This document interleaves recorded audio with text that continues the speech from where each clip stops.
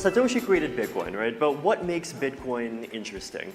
Now, the way that you might hear a lot of people describing it is that Satoshi is the first person who solved this long, elusive 25-year-old computer science problem called the Byzantine generals problem, right? You can find a bunch of people saying things like this, that the solution to the Byzantine generals problem was developed by a man group, open bracket, identity unknown, close bracket, who goes by the name Satoshi Nakamoto. The Byzantine generals problem was, quote, unsolvable until Satoshi sidestepped it. Many authors have written about the decay of Western civilization and how the loss of power causes societies to disintegrate. And Satoshi fixes this problem, apparently. So this is not true. So if Byzantine generals problem was solved at the very beginning, and if there were a whole bunch of ways of doing decentralized consensus for 25 years before Bitcoin and 15 years before proof of work started to be used for anything, then what did Satoshi really invent? Satoshi invented cryptoeconomics.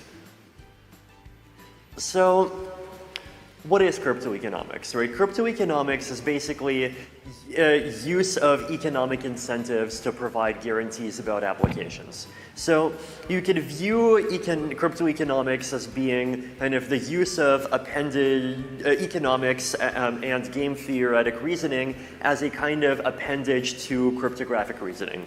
Right? So cryptographic reasoning allows you to kind of believe certain things conditional on some assumptions that basically claim that the adversary does not have a computer that's bigger than the size of the observable universe, and that's all really nice.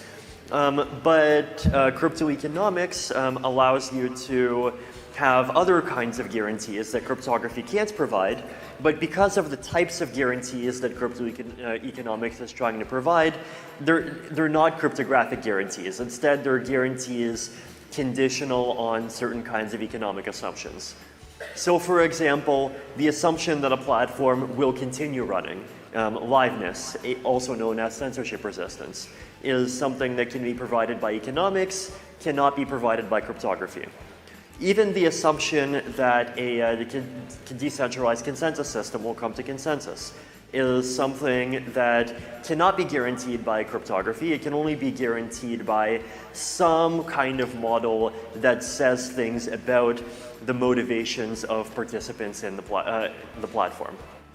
So blockchains are cryptoeconomic protocols. Here's a blockchain, you have blocks, and 5 of those blocks are in one chain. One of those blocks is kind of off to the side in the wrong chain.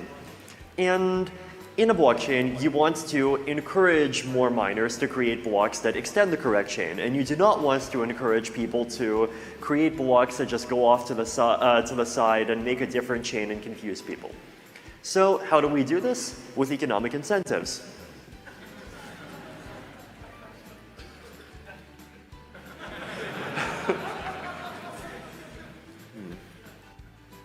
Now, it's actually a bit more subtle than just talking about incentives, right? Bitcoin uses cryptoeconomics to solve 2 problems. Well, the first problem is what I call the weight assignment problem. So we've had these algorithms for a long time, right? And so we've had decentralized consensus. What's the problem? Like, why hasn't this taken off? And the reason is ultimately that even in a system that has, say, 15 different parties, you have to have some mechanism for choosing who these 15 parties are. This is a challenge, right? If you want to create a system that actually will be kind of accepted by large constituencies around the world, then it's hard to kind of create this set of 15 people that everyone will agree that you actually can't trust at least a lot of them. It's hard to come up with a set of actors running the system that actually is kind of credibly neutral. Economics actually does do a very good job of solving this problem of kind of creating this set of actors and this kind of set of assignments of voting power to basically an open permissionless set of actors that actually is very economically difficult to kind of take over and become 51% of. So this is what proof of work solves, and this is basically the innovation that made Bitcoin possible, the innovation that makes Ethereum possible. And proof of stake is kind of fundamentally in the exact same spirit, except instead of burning a bunch of electricity to prove that you have economic resources, you just like points to the address where you deposited some coins into a contract. So this is the first problem.